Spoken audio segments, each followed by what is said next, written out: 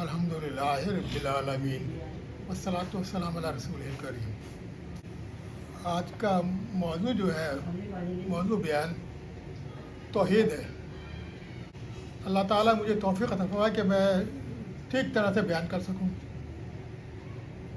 اور مجھ جیسے گناہ گاروں کا کلام جو ہے خطا سے خالی نہیں ہے، مجھ سے غلطی بھی ہو سکتی ہے۔ اگر مجھ سے غلطی ہو جائے تو اللہ تعالیٰ مجھ کو معاف فرمائے۔ توحید کا مطلب ہے کہ اللہ تعالیٰ ایک ہے، اس کے سوا عبادت کے لائق کوئی نہیں ہے، اور نہ اس کا کوئی شریک ہے۔ لا الہ الا اللہ، اللہ تعالیٰ ایک ہے، اس کے سوا عبادت کے لائق کوئی نہیں ہے، اور اس کے ساتھ کوئی شریک نہیں ہے۔ سب سے پہلے جب اللہ تعالیٰ نے حضرت آدم علیہ السلام کو پیدا کیا تو روایتوں میں آتا ہے کہ ان کو پیدا کرنے کے بعد تمام ارواحوں کو جو قیامت تک پیدا ہوں گی، مطلب جو سب شامل ہیں، اور اس کا ذکر قرآن کریم کے اندر سورہ اعراف کے اندر ہے، اور دوسرا ذکر جو باقی ہے وہ سورہ حدید میں ہے، جو یوم حساب کا ہے۔ تمام ارواحوں کو پیدا کرنے کے بعد اللہ تعالی نے فرمایا الستو بربکم، الستو بربکم، سورہ اعراف کے اندر ہے۔ اس کا مطلب یہ ہے کیا میں تمہارا رب نہیں ہوں؟ تو سب نے کہا بلا، یعنی کیوں نہیں، بے شک آپ ہمارے رب ہیں۔ تو یہ کہا جاتا ہے جتنی بھی ارواحیں جو قیامت تک پیدا ہونے والی ہیں، اس میں سارے انسان اس میں شامل ہیں، سب نے اللہ تعالی کی وحدانیت کا اقرار کیا۔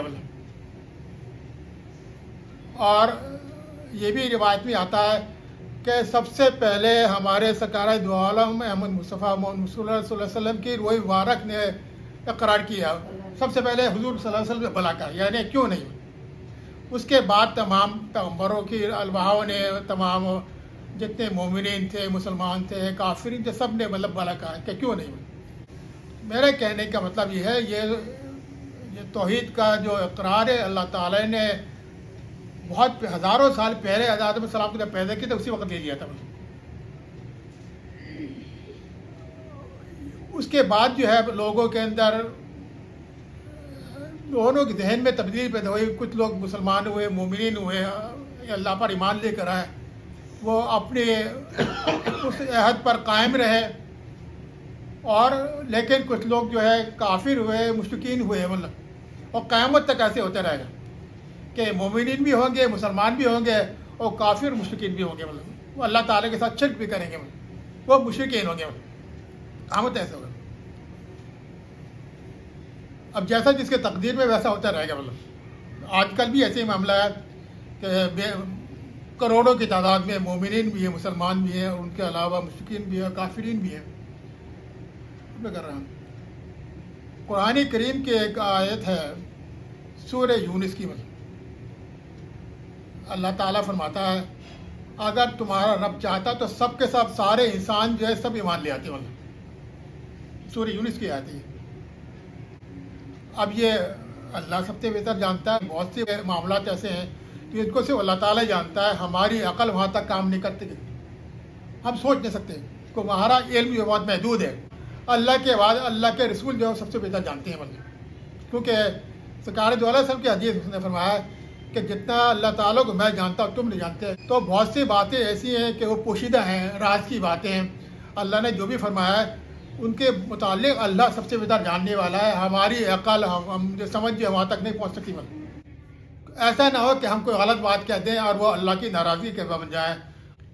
قرآن کریم میں بہت ساری باتیں ایسی ہیں جن کے بارے میں سکوت فرمایا گیا ہے، ان کو بیان نہیں کیا، اور ان کا مطلب یہ کہا گیا تم بھی ان کے بارے میں زیادہ بحث مت کرو، مطلب اللہ کے رسول ان کے بارے میں زیادہ جانتا ہے۔ بڑا نازک معاملہ، توحید کا معاملہ بھی بڑا نازک ہے۔ آدمی سے کوئی غلطی نہ ہو جائے، کوئی ایسی بات مجھ سے نکل جائے کہ جو اللہ تعالیٰ کی ناراضگی کے بعد بن جائے، ہماری لا علمی کی وجہ سے، ہماری ناسمجھی کی وجہ سے ہم منہ سے کوئی ایسی بات نکل دیں جو غلط ہو جائے، اور برائے اس کے کہ ہمیں ثواب میں الٹے ہم گناہ گار بن جائیں، مطلب تو بہت نازک معاملہ ہے۔ اب توحید کے معاملے کے اندر بہت ساری باتیں ایسی آتی ہیں جن کا تعلق عشق الہی سے بھی ہے، معرفت الہی سے بھی ہے، خشیت الہی سے بھی ہے، اور میں سمجھتا ہوں یہ تمام خوبیاں ہمارے آقا سرکار دو عالم احمد مصطفیٰ صلی اللہ علیہ وسلم میں موجود تھی۔ مطلب ان کے اندر عشق الہی بھی تھا، معرفت الہی بھی تھی، خشیت الہی بھی تھی۔ جتنا اللہ کے بارے میں ان کا پختہ عقیدہ رسول اللہ علیہ وسلم کا تھا اتنا کسی کا نہیں تھا. یہ اللہ تعالی کی دین ہے کہ اللہ تعالیٰ نے اپنے پیارے رسول کو، پیارے حبیب کو تمام نعمتیں عطا فرما دی. ان کے اندر عشق الہی بھی پیدا فرمایا، ان کے اندر معرفت الہی پیدا فرما دی، ان کے اندر خشیت الہی پیدا فرما دی. معرفت الہی کیا ہے؟ معرفت الہی اللہ کے پہچان والا. جو جتنا اللہ کے بارے میں جانتا ہوگا، جتنا زیادہ اللہ کے بارے میں علم ہوگا، اتنا زیادہ اس کی عبادت بھی بڑی بہترین ہوگی، اچھی ہوگی. اس کے اندر اللہ کا خوف بھی ہوگا، اللہ تعالیٰ کے بارے میں سب سے زیادہ جاننے والا بھی ہوگا. تو سب سے زیادہ رسول اللہ علیہ وسلم کے اندر تمام چیزیں موجود ہیں. اچھا، عشق الہی، معرفت الہی، خشیت الہی، ان تمام چیزوں پر اولیاء کرام نے، صوفیاء کرام نے بہت زیادہ زور دیا ہے. کیونکہ سرکار دو علیہ وسلم کے بعد صحابہ کرام اور جتنے بھی تابعین، تبع تابعین، اولیاء کرام ہیں، وہ اس سلسلے میں بہت زیادہ جانتے تھے. ان کے اندر معرفت الہی بھی تھی، عشق الہی بھی تھے، خشیت الہی بھی تھی، اور اس کو حاصل کرنے کے لیے وہ علم حاصل کرتے تھے.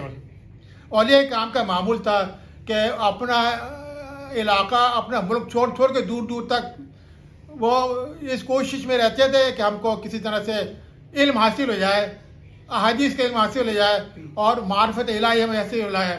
ان کی کوشش ہوتی تھی اولیاء کرام کی. تو یہ ان باتوں کا تعلق جو ہے صوفیاء کرام سے، اہل تصوف سے بہت زیادہ ہے. اہل تصوف جن کو صوفیاء کرام کہا جاتا ہے، اولیاء کرام بڑے بڑے گزرے ہیں، وہ بہت اچھی طرح جانتے تھے کہ معرفت الہی کیا ہے، عشق الہی کیا ہے اور خشیت الہی کیا ہے. ان لوگوں نے اپنی پوری زندگی اسی میں گزار دی. سب سے زیادہ جاننے والے تھے اور اللہ سے سب سے زیادہ ڈرنے والے تھے. اس وجہ سے اللہ تعالیٰ نے ان کو بہت اونچے مراتب عطا کیے، بہت اونچے درجات عطا کیے. ایک قرآن شریف کی اور آیت ہے، اللہ تعالیٰ فرماتا ہے تم ان درجات کی تمنا مت کرو جو ہم نے دوسرے لوگوں کو عطا کیے. ایسے درجات کی تمنا مت کرو جو ہم دوسرے لوگوں کو عطا کیے. اس کا مطلب یہ ہے سب کے درجات الگ الگ ہیں جن کو اللہ تعالیٰ نے عطا کیا. اب یہ اللہ تعالیٰ کے مصلحت ہے، وہ سب سے زیادہ جاننے والا ہے کہ کس کو کیا درجہ عطا اس نے فرمایا. کسی کو چھوٹا، کسی کو بڑا، تمام لوگوں کے درجات برابر نہیں ہیں. پیغمبروں کے اندر بھی سب کے درجات برابر نہیں ہیں. اللہ تعالیٰ نے جس کو جیسا درجہ عطا فرمایا ہے اس کا درجہ وہی ہے. پیغمبر کے اندر حضور سرکار علیہ وسلم کو افضل انبیاء کہا گیا، یعنی تمام پیغمبروں میں، انبیاء کرام میں افضل مقام ہے سرکار دو علیہ وسلم کا، تمام پیغمبر کا. تو جو سرکار دو علیہ وسلم کو اللہ تعالیٰ نے درجہ عطا فرمایا ہے وہ اوروں کو عطا نہیں فرمایا. اسی طرح صحابہ کرام میں بھی ایسا ہی ہے، سب کے درجات الگ الگ ہیں. اولیاء کرام میں بھی ایسا ہی ہے، کسی کا درجہ اونچا ہے، کسی کا درجہ کم ہے.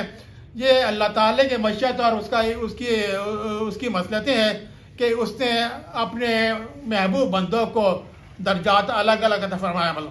یہ ان کے مقام مرتبے کے حساب سے ہے، اور اسی حساب سے ان کے اندر خشیت الہی، معرفت الہی اور یہ تمام نعمتیں جو اللہ تعالیٰ نے پیدا فرمائی ہیں انسان کے اندر.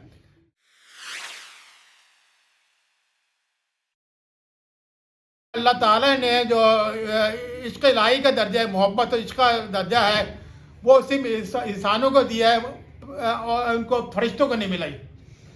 یہ نعمت جو فرشتوں کو نہیں دی گئی، عشق کا جذبہ اور محبت کا جذبہ صرف اللہ تعالیٰ نے انسانوں میں پیدا کیا گیا.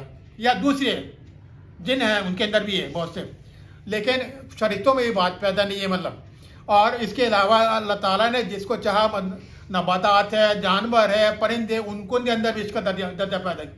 بہت سی روایتوں سے یہ بات ثابت ہے کہ اللہ تعالیٰ نے ان چیزوں میں بھی عشق محبت کا درجہ عطا کر دیا، درجہ فرما دیا. جیسے احد پہاڑ کے متعلق سرکار دو عالم سے فرمایا ہے، احد پہاڑ ہم سے محبت کرتا ہے، ہم اس سے محبت کرتا ہے. احد پتھر کا بے جان ہے، لیکن یہ اللہ تعالیٰ کی قدرت ہے کہ اللہ تعالیٰ نے سرکار دو عالم کی محبت جو ہے احد پہاڑ کے اندر پیدا کر دی. ایک دفعہ سرکار دو علیہ وسلم احد پہاڑ پہ چڑھے، اب حضور کے ساتھ صحابہ کرام بھی تھے، تو پہاڑ میں لرزہ پیدا ہو گیا اور ہلنے لگا. صحابہ کرام کو یہ فکر پیدا ہوئی کہ سرکار دو علیہ وسلم کا گر نہ جائیں، اتنی زور سے پہاڑ میں حرکت پیدا ہوئی. تو حضور نے پہاڑ میں ٹوکر ماری ہوئی، کہا اے پہاڑ ٹھہر جا، تیرے اوپر ایک نبی بھی ہیں، ایک شہید ہیں اور ایک صدیق بھی ہیں. یہ حضور نے فرمایا. تو اس میں فوراً اس کی جنبش جو ہے وہ رک گئی. حضور کے فرماتے. اب آپ غور کر رہے ہیں کہ پہاڑ میں جنبش کیسے پیدا ہوئی. یہ چیز تو اس میں پیدا ہوتی ہے جس کے اندر عقل شعور پیدا ہوا یا جس کے اندر روح ہے، بے جان چیز ہے. اس سے صاف ظاہر ہوتا ہے کہ اللہ تعالیٰ کی قدرت جو ہے وہ جس میں چاہے جو چیز خاصیت پیدا کر دے. یعنی اللہ تعالیٰ نے پہاڑوں کے اندر بے جان چیزوں کے اندر یہ بات پیدا کر دی ہے کہ ان کے اندر عشق کا مادہ پیدا کر دیا ہے، ان کے اندر سمجھ پیدا کر دی ہے. یعنی یہ سمجھ پیدا کر دیے کہ یہ پیغمبر یہ نبی جو ہے اللہ تعالیٰ کے رسول ہیں، مطلب وہ جانتے تھے جبھی تو یہ بات پیدا ہوئی. اور محبت کا جذبہ کیسے پیدا ہوا ذرا غور فرمایا کہ یعنی پہاڑ میں پیڑ پودوں کے اندر دوسرے جانوروں کے اندر پرندوں کے اندر اللہ تعالیٰ نے اس کو محبت کا ایک جذبہ پیدا کر دیا. لیکن بہت سے انسان ہیں ان کو یہ نعمت نہیں ملی، بہت سو کو محنت ملی، بہت سو کو نعمت نہیں ملی. سرکار علیہ وسلم کی مسجد میں ایک ستون تھا کھجور کا جس سے حضور ٹیک لگا کے پشت لگا کے خود پکڑا کرتے تھے.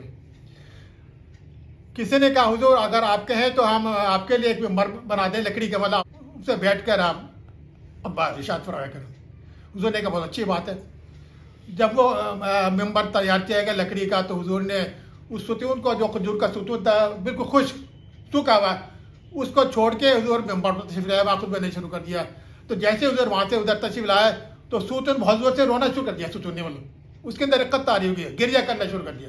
اور یہ کہا جاتا ہے ایسے وہ رویا جیسے اونٹی روتی ہے، ایسی آواز آئی. تمام مسجد میں جتنے صحابہ کرام تھے جتنے لوگ موجود تھے سب نے اس ستون کی آواز سنی، رونے کی. ذرا غور فرمایا ایک لکڑی کا ستون جو خشک ہو چکا ہے، سوکھ گیا ہے، اس کو وہ رو رہا ہے حضور کی جدائی کے اندر، سرکار علیہ وسلم کی جدائی میں رو رہا ہے.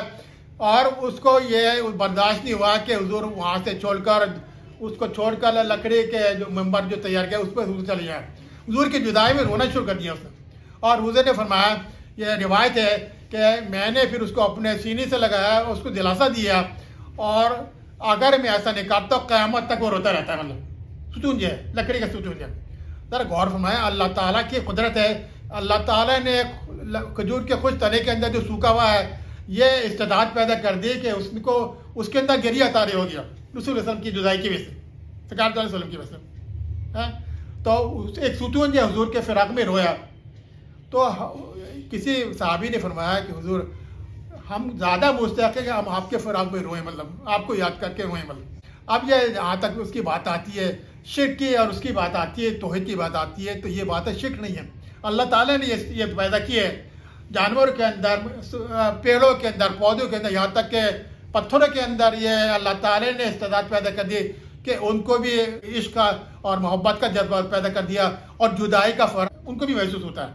ساری باتوں سے ہم کو سبق لینا چاہیے کہ جہاں تک اللہ تعالیٰ کے وحدانیت کا، اللہ تعالیٰ کے توحید کا تعلق ہے اس کے اندر یہ نہیں ہے کہ اللہ تعالیٰ کے ساتھ میں یہ تو ٹھیک ہے کسی کو شریک نہیں کر سکتے.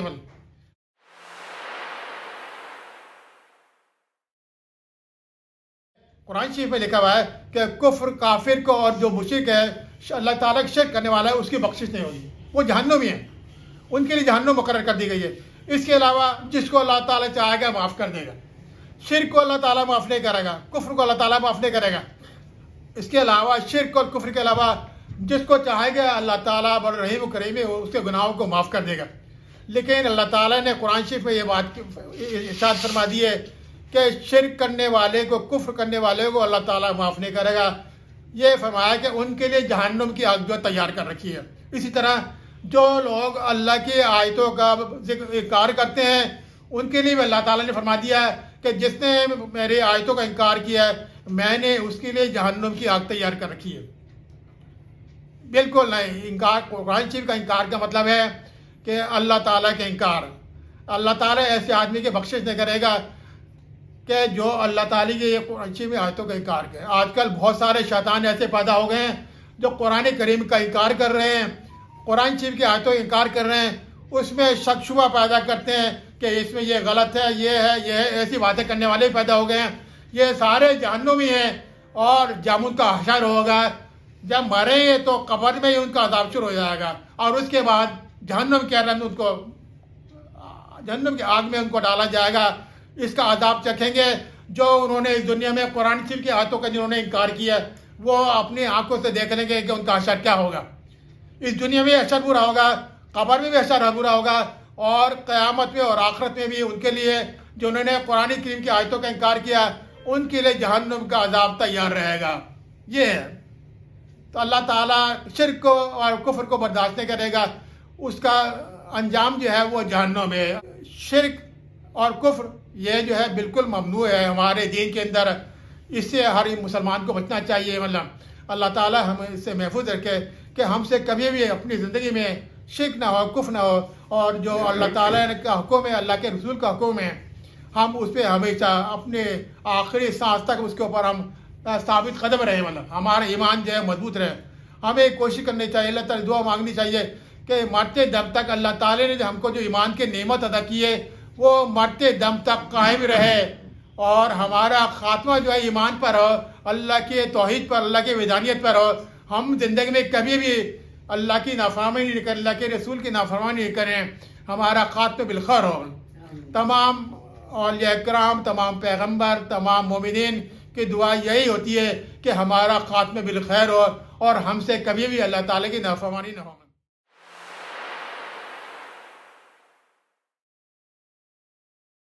قرآن شریف میں لکھا ہے، اللہ تعالیٰ فرماتا ہے جس نے میرے رسول کا حکم مانا اس نے میرا حکم مانا.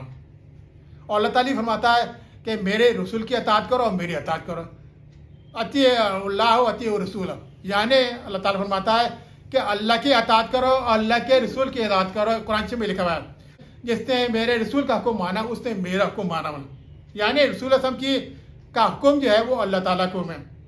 قرآن شریف میں لکھا ہے، اس کو انکار نہیں کر سکتا. ایسے جس نے اللہ کے رسول سے محبت کی اس نے اللہ سے محبت کی. مطلب یہ شرک نہیں ہے، رسول اللہ کی محبت شرک نہیں ہے بالکل. یہ اللہ تعالیٰ کا تو خود فرما رہا ہے کہ جس نے رسول کا حکم مانا اس نے میرا حکم مانا، جس نے رسول کی اطاعت کی اس نے میری اطاعت کی. اسی طرح اصل میں جس نے رسول اللہ صلی اللہ علیہ وسلم سے محبت کی وہ محبت اللہ تعالیٰ کی محبت ہے. رسول اللہ کی محبت اللہ تعالیٰ کی محبت ہے، اللہ کی محبت سے الگ نہیں ہے. جو حضور سے محبت کرتا ہے وہ یقیناً اللہ تعالیٰ کی محبت ہے. اللہ تعالیٰ نے ہم سب کو عطا فرمایا کہ ہمارے دلوں میں رسول اللہ صلی اللہ علیہ وسلم اللہ کی محبت کے ساتھ اللہ کے رسول کی محبت بھی پیدا ہو جائے.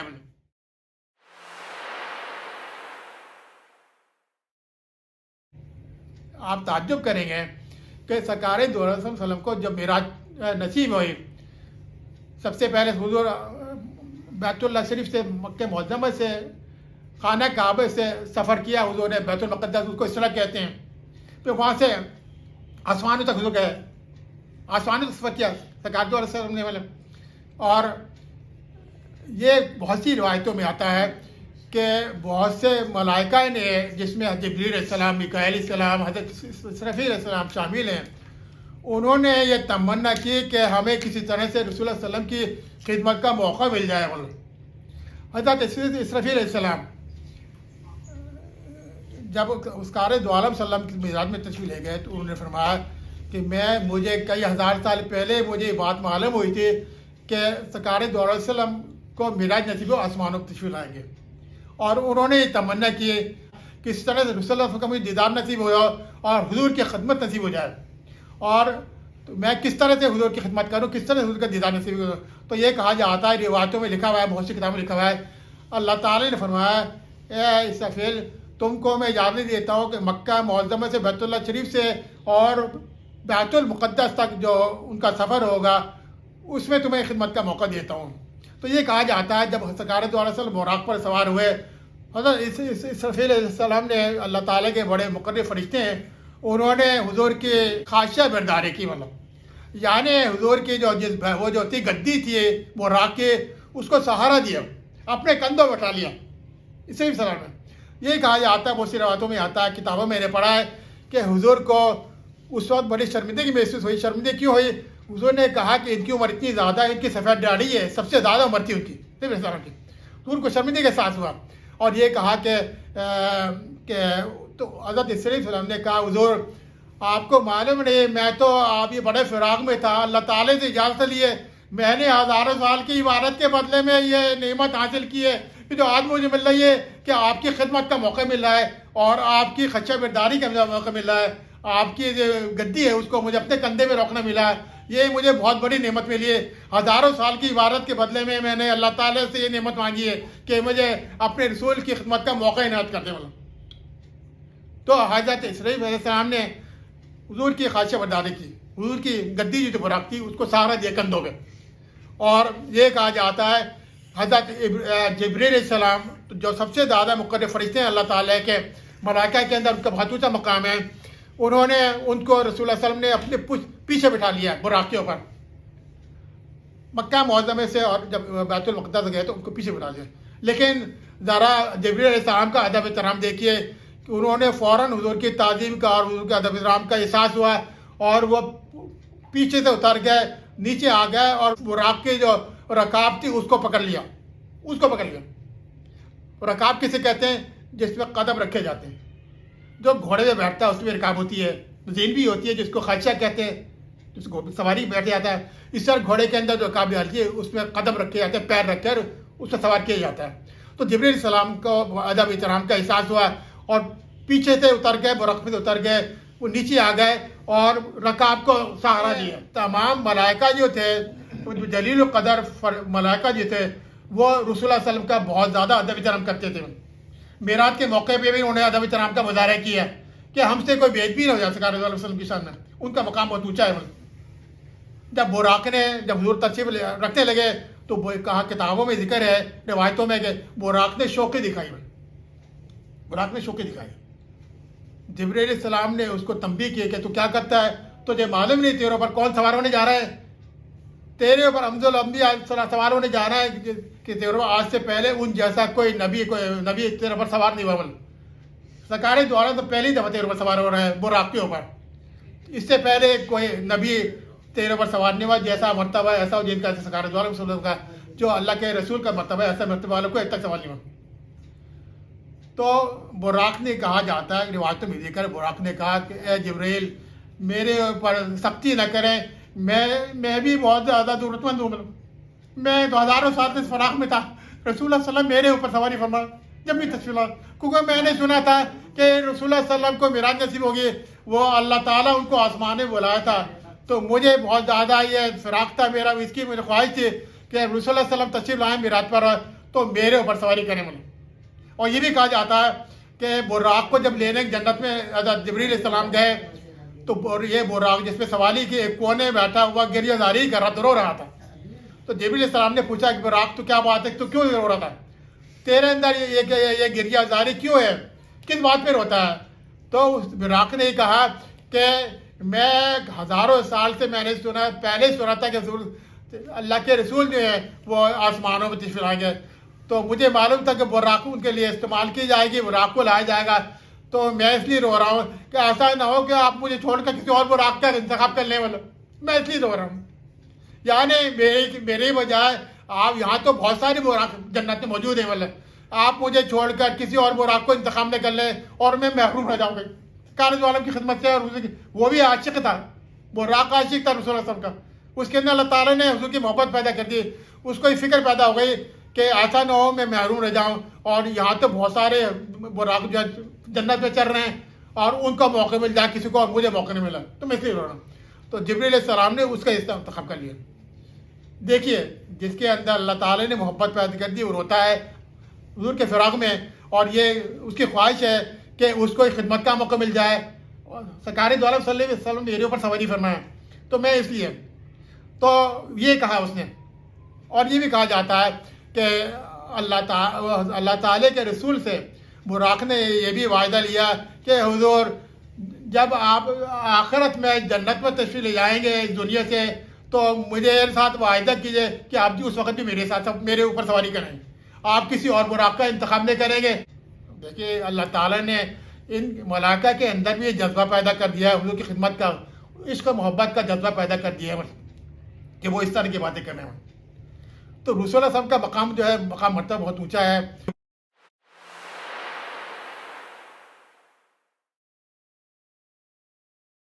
اور یہ جو ہم توحید کی بات کر رہے ہیں, اصل میں جتنے بھی اس دنیا میں پیغمبر آئے سب نے سب سے پہلے توحید کا یہ والا پیغام دیا.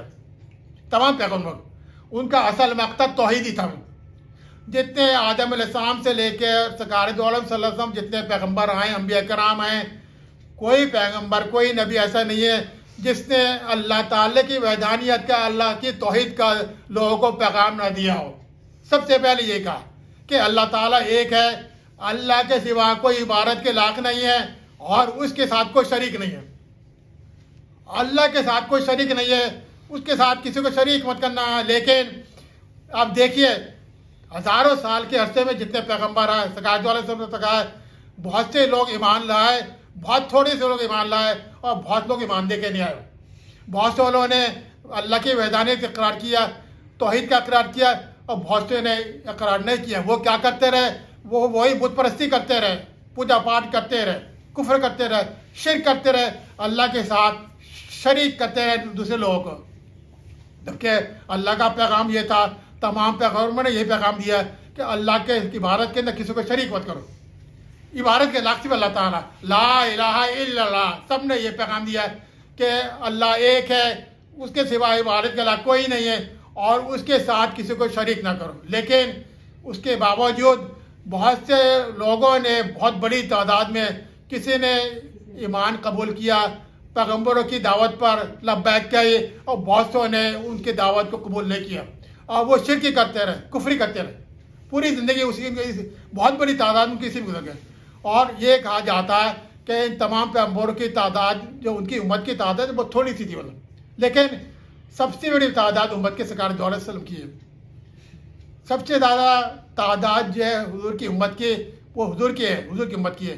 سب سے زیادہ ایمان اور توحید کی پر ایمان جو لے کر آئے وہ رسول اللہ صلی اللہ علیہ وسلم کی امت ہے۔ واللہ یہ حضور سرکار علیہ وسلم کی امت کو اس عادت حاصل ہے کہ بہت بڑی تعداد میں ہے، بہت بے شمار مومنین مسلمان اس دنیا میں موجود ہیں کہ جنہوں نے سرکار دو علیہ وسلم کی جو دعوت دی اس پہ لبیک کہا اور مسلمان ہوئے، اور وہ شرک سے کفر سے محفوظ ہیں۔ اور اللہ تعالیٰ قیامت تک ہم سب کو شرک سے اور کفر سے محفوظ رکھے۔ یہ اللہ تعالیٰ کے بہت انعام ہے۔ میں سمجھتا ہوں ایمان کی دولت جو مسلمانوں کے پاس، مومنین کے پاس ہے، یہ معمولی دولت نہیں ہے۔ ارے مسلمانوں کو شکر ادا کرنا چاہیے کہ تم نے ایمان کی دولت تمہارے پاس ہے، اللہ تعالیٰ نے تم کو اس قابل سمجھا کہ تمہیں ایمان کی دولت عطا فرمائی۔ اس کا ناشکر اپن نہیں کرنا چاہیے اللہ تعالیٰ کا، بلکہ اس نعمت کا شکر ادا کرنا چاہیے کہ اللہ تعالیٰ نے جو نعمت ادا کی ہے، ایمان کی، توحید کی جو ہمیں نعمت عطا کی ہے، ایمان کی دولت عطا فرمائی۔ بے شمار لوگوں کو، ہزاروں لوگوں کو، لاکھوں لوگوں کو یہ نعمت نہیں ملی، وہ محروم رہے اس نعمت سے۔ لیکن جو مومن مسلمان ہیں، یہ اللہ تعالیٰ کے فضل و کرم ہے کہ وہ ان کے پاس ایمان کی دولت ہے۔ ہم کو اس کی قدر کرنا چاہیے جو اللہ تعالیٰ نے ہمیں ایمان کی دولت عطا فرمائی اور ہمیں کفر سے، شرک سے محفوظ رکھا۔ یہ اللہ تعالیٰ کا بہت بڑا ہمارے فضل و کرم ہے، احسان ہے کہ ہم کو رسول اللہ صلی اللہ علیہ وسلم کی امت میں پیدا کیا، اور حضور سرکار صلی اللہ علیہ وسلم کی جو تبلیغ تھی، جو انہوں نے جو دعوت دی تھی، اس کو ہم نے قبول کیا، ہم ایمان لے کر رہا۔ یہ اللہ کا فضل و کرم ہے، ہمارا کوئی کمال نہیں ہے کہ ہم مومن ہیں، مسلمان ہیں۔ یہ صرف یاد رکھو ایک بات، یہ اللہ کا فضل و کرم ہے، احسان ہے کہ ہم مسلمان ہیں، مومن ہیں۔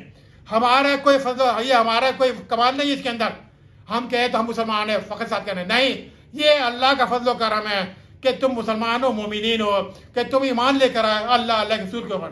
ہمارا کوئی کمال نہیں ہے۔ اگر ہم نماز پڑھتے ہیں، اللہ تعالیٰ کی حفاظت کرتے ہیں، یہ بھی ہمارا کوئی ایمان نہیں، ہمارا کوئی وہ نہیں ہے، کمال نہیں ہے۔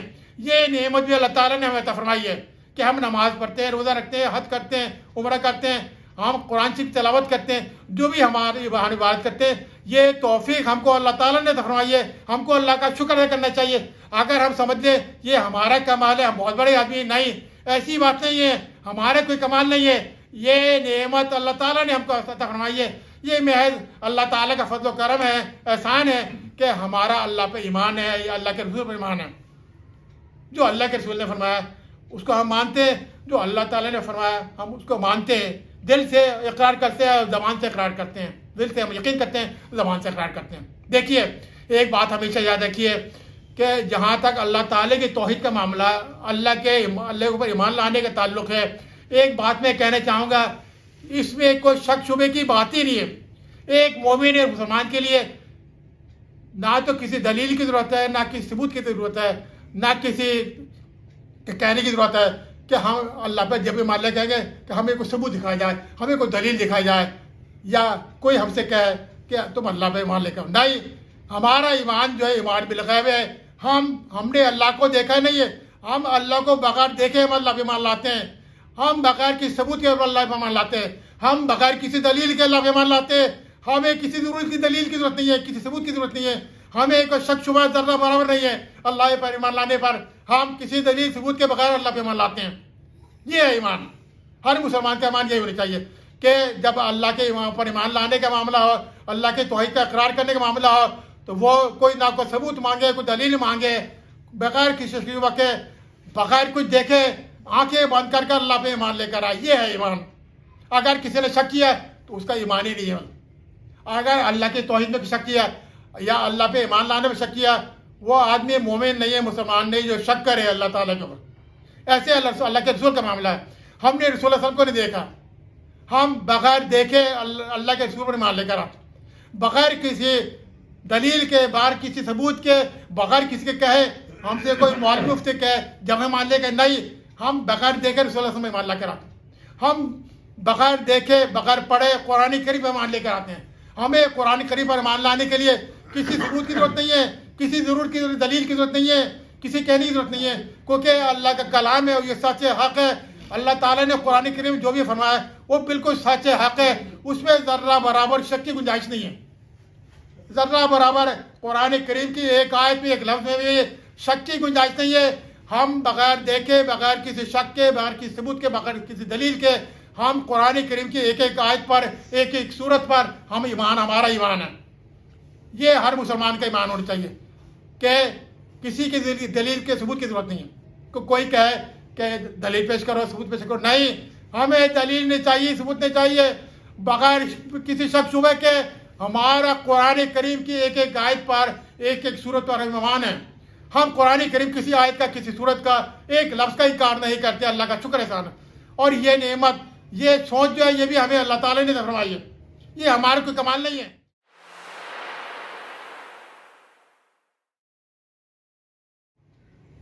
सूरे यूनुस है, जैसे मैंने भी कहा कि अल्लाह ताला फरमाता है कि अगर तुम्हारा रब चाहता तो जितने इंसान है सारे के सारे ईमान ले आते होंगे, जितने इंसान है सारे सारे ईमान ले। और अभी भी अगर अल्लाह ताला चाहे तो दुनिया का एक आदमी नहीं बचेगा जो साहब ईमान, सब ईमान ले आएंगे। अभी भी अगर अल्लाह ताला चाहे, जैसे अल्लाह ताला ने कहा सूरह यूनुस के अंदर कि अगर तुम्हारा रब जब चाहता तो सारे के सारे जो लोग जो ईमान ले आते हैं। मैं अभी भी ये बात कहता हूँ, ये मेरा ईमान है। अल्लाह ताला चाहे तो अभी भी इसी वक्त एक सेकंड नहीं रहेगा, सारी दुनिया के लोग जो है ईमान ले आएंगे। सारी दुनिया के कोई नहीं बचेगा, एक शख्स नहीं बचेगा। अल्लाह ताला की उनकी तामील होगी और सारी। लेकिन मैंने बताया ना, ये अल्लाह सबसे बेहतर जानता है। अल्लाह की मसलियत है, जो मशीयत है, हम जैसे गुनाहगार जो है वो नहीं जानते हैं, ये अल्लाह ताला जानता है। बहुत सी बातें जो है पोशीदा है, हम उनसे वाकिफ नहीं है, ये अल्लाह सबसे बेहतर जानता है। जो मैंने कहा सबसे बेहतर अल्लाह ताला जानता है। हमारी क्या औकात है, मतलब हमारे इल्म तक है कि हमारी वहाँ तक पहुँचो, अल्लाह ताला की मशीयत और उसकी मसलियत जो है हम वहाँ तक पहुँच जाएँ। हमारी औकात ऐसे नहीं है, हमारा इल्म बहुत महदूद है। हम जो भी कहते हैं सिर्फ वही कह रहे हैं जो कुरान करीम में अल्लाह ताला ने फरमाया है या अल्लाह के रसूल ने फरमाया है, हम सिर्फ वो बात कह रहे हैं। हमारा इल्म बहुत महदूद है। अल्लाह सबसे बेहतर जानने वाला है और अल्लाह के बाद अल्लाह के रसूल जो है सबसे बेहतर जानने वाले हैं। इन तमाम बातों के मुतालिक जो है हम ज़्यादा बहस नहीं करना चाहते।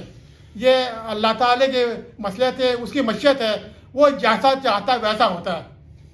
उसके मामला को मुदाखलत कर सकता हूँ।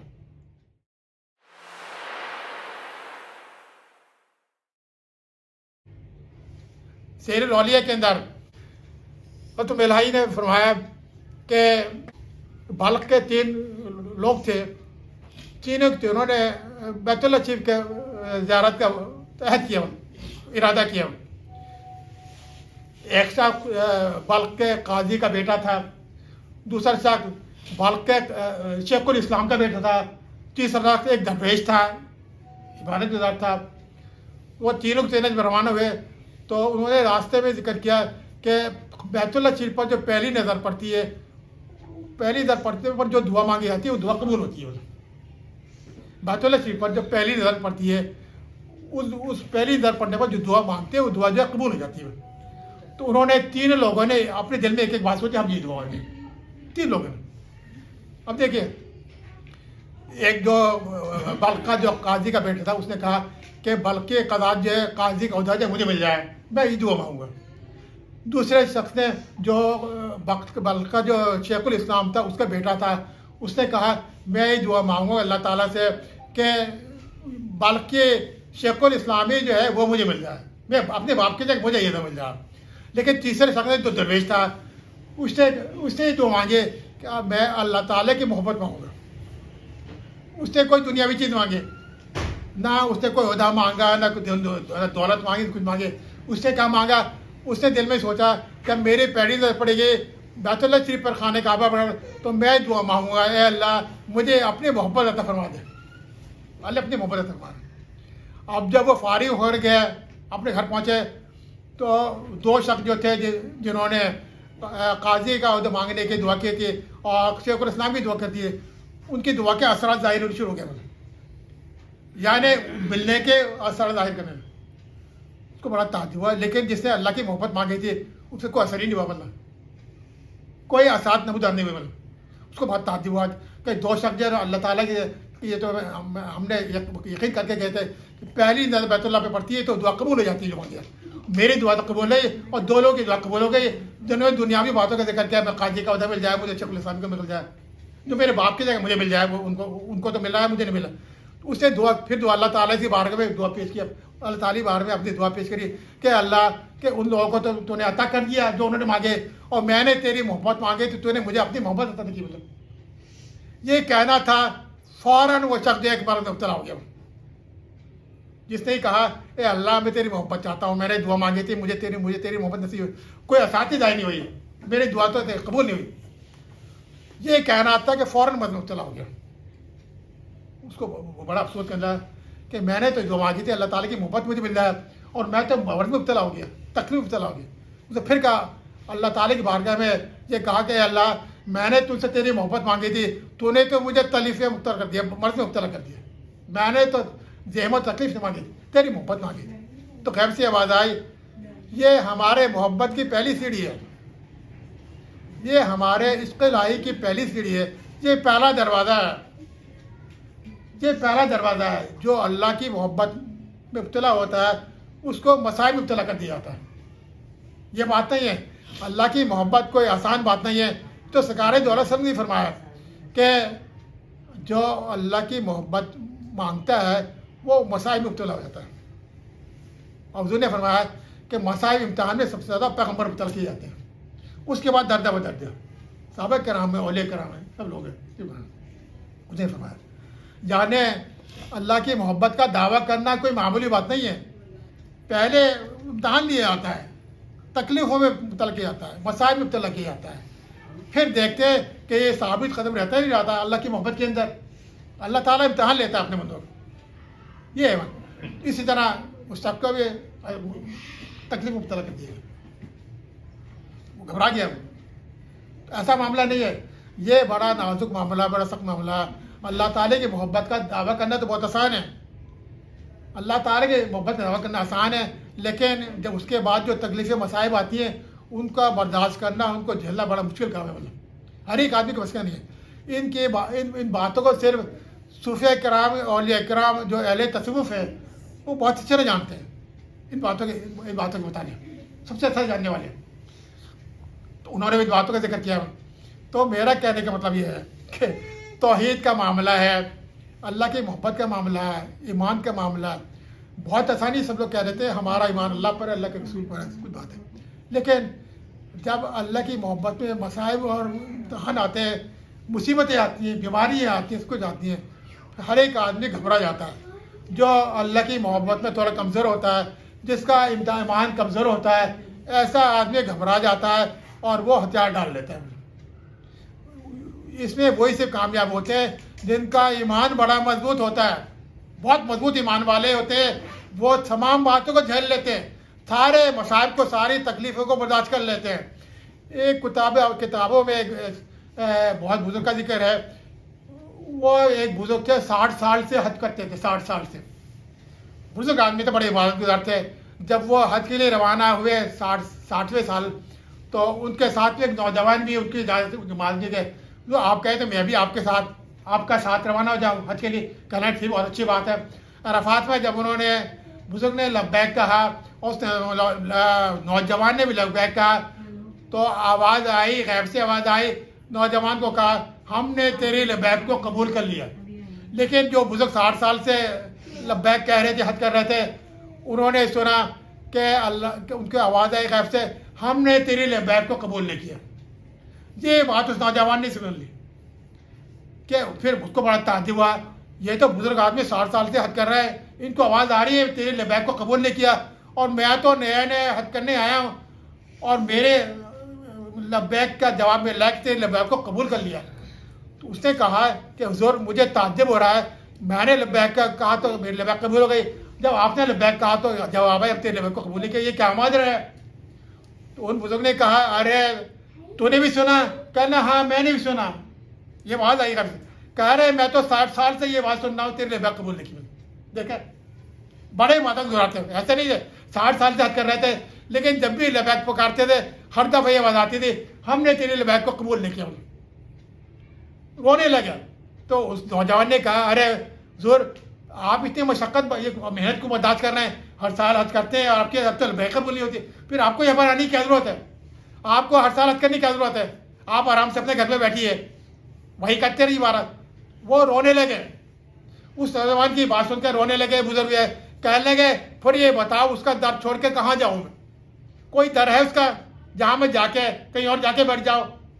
وہ میرا کام تو اس کے در پہ بیٹھے رہنا ہے، اس کی حاضری ہے، اس کے حاضری میں رہنا ہے، اس کا عبادت کرنا ہے، اس کی نافرمانی نہیں کرنا بلکہ حکم کی فرمانداری بھی کرنا ہے، اس حکم ماننا، میرے کام تو یہ ہے۔ اب وہ چاہے میری عبادت قبول کرے نہ کرے، میرے لیے قبول نہ کرے، وہ یہ معاملہ اس کا ہے، میرے کام تو اس کی عبادت کرنا ہے، اس کے حکم کی تعمیل کرنا ہے۔ وہ میرے لیے قبول نہ کرے، بھائی یہ بتاؤ تو پھر اس کا در چھوڑ کے کہاں جا کے بیٹھ جاؤں؟ ایسا تو کوئی در ہی نہیں ہے، اس کے عبادت کے لاکھ، اس کے علاوہ عبادت کروں کا ہے ہی نہیں، عبادت کے لاکھ تو صرف اللہ تعالیٰ ہی ہے جس کی میں عبادت کر رہا ہوں۔ مجھے بتا دو کوئی ہے ایسا جس کی میں عبادت کروں؟ وہی دیکھیے آ گئی بات ہے نا، توحید کی بات آ گئی۔ یعنی ان کا ایمان اتنا مضبوط تھا بزرگ کا کہ 60 سال سے لا لبیک کی آواز سن رہے تھے کہ تمہارے لیے قبول نہیں کی، لیکن ایمان اتنا مضبوط تھا، وہ اپنے ایمان پہ قائم رہے، ذرا سی ان کے ایمان کے اندر کوئی فرق پیدا نہیں ہوا، ان کا ایمان مضبوط تھا اللہ پر، اللہ کے رسول کے اوپر۔ انہوں نے کہا کہ یہ بتا دو پھر اس کا در چھوڑ کے کسی عبادت چھوڑ کسی بات کروں؟ کوئی ہے کوئی ایسا معبود جس کی میں بات کروں؟ اللہ کے سوا کوئی ہے؟ کوئی نہیں ہے کہ جس کی میں بات کروں۔ تو یہ معاملہ تھا۔ تو وہ دیکھیے یہ ایمان کی پختگی ہے کہ وہ توحید پر قائم کرے، اور انہوں نے کہا اللہ تعالیٰ کا در چھوڑ کے کہیں اور نہیں جا سکتا، میں تو اللہ تعالیٰ ہی بات کروں گا، اس کے سوا کسی اور کی بات نہیں کروں گا۔ یہ معاملہ اس کا ہے، وہ سب سے بڑی جانتا ہے۔ اب جب وہ انہوں نے یہ بات کہی اور برے طرح رونے لگے، گریہ تاری ہو گیا، تو اب سنیے ذرا، اب آواز آئی میں نے اب تیری لبیک کو قبول کر لیا۔ دیکھا، میں نے اب تمہاری لبیک کو قبول کر لیا۔ جب وہ رونے لگا، یہ کہا دیا منہ سے نکل گیا ارے اس کی عبادت پھر میں کس کی عبادت کروں؟ اس کا در چھوڑ کے کہاں جاؤں؟ صرف اسی کا ایک در تو ہے جو اس کی میں عبادت کر سکتا ہوں، میرا کام تو اس کی عبادت کرنا۔ تو آواز آئی غیب سے اب ہم تمہاری لبیک کو قبول کر لیا۔ دیکھا یہ ہے، یعنی اللہ تعالیٰ اپنے جو محبوب بندے ہوتے ہیں ان کو آزمائش میں مبتلا کرتا ہے، ان کی محبت کا امتحان لیتا ہے، دیکھیں ہم سے کتنی محبت کرتا ہے۔ تو یہ معاملہ، تو ہمارا کام کیا ہے؟ ہمارا کام ہے سختی کے ساتھ اپنے ایمان پہ قائم رہنا، سختی کے ساتھ اللہ کی عبادت کرنا، اور اللہ کے ساتھ ہم کسی کو شریک نہ کریں، ہم کفر نہ کریں۔ یہ اللہ تعالیٰ کو ناپسند ہے، اور ایسے آدمی کی بخشش نہیں ہے جو اللہ تعالیٰ کے ساتھ کسی کو شریک کرے۔ ہمارا کام ہے اللہ تعالیٰ کی عبادت کرنا، اللہ کے حکم کی تعمیل، اللہ کے رسول کے حکم کی تعمیل، اور جو قرآن کریم میں جو اللہ تعالیٰ نے فرمایا ہے اس پر ہمارا عمل ہونا چاہیے، جو رسول اللہ صلی اللہ علیہ وسلم نے فرمایا اس کے احادیث پر ہمارا عمل ہونا چاہیے۔ اس سے ہمارا خاتمہ بالخیر ہونا چاہیے. ہمارا خاتمہ بالخیر ایمان پر ہونا چاہیے, اللہ کی توحید پر ہونا چاہیے, اللہ کے رسول پر ایمان ہونا چاہیے, اللہ کے اوپر ایمان ہونا چاہیے, اللہ نے تمام ملائکہ اوپر, تمام آسمانی کتابوں پر ہمارے ایمان ہونا چاہیے. تو میں یہی بات کہوں گا کہ آخر میں توحید کا مطلب یہ اللہ کی عبادت میں کسی کو شریک نہ کیا جائے, جیسے یہود نصارہ نے کیا کہ اللہ تعالیٰ کے ساتھ لوگ شریک کیا. بہت سے لوگوں نے اللہ کے ساتھ شرکت یہاں تک ہو گئی کہ اللہ کا بیٹا بنا دیا, اللہ کو یہ کہہ دیا کہ فلاں اللہ کے بیٹے یہ ہے, وہ حضرت عیسیٰ علیہ السلام کو کہہ دیا, انہوں نے شرک کیا. تو اللہ تعالیٰ اس شرک سے ہم کو محفوظ رکھے, تمام مسلمانوں کو محفوظ رکھے, تمام مومن کو مسلمان, کہ ہم کبھی بھی ہم شرک نہ کریں عملی طور پر, زبان سے, عمل سے, بلکہ اللہ پر ایمان کے رکھتے ہوا اور اللہ سے دعا کریں, اے اللہ تعالیٰ ہم کو ہمارے ایمان میں استحکام پیدا فرمائے اور ہمارا خاتمہ بالخیر ہو. سبحان ربک رب العزت عما یصفون, السلام علی المرسلین والحمد للہ رب العالمین.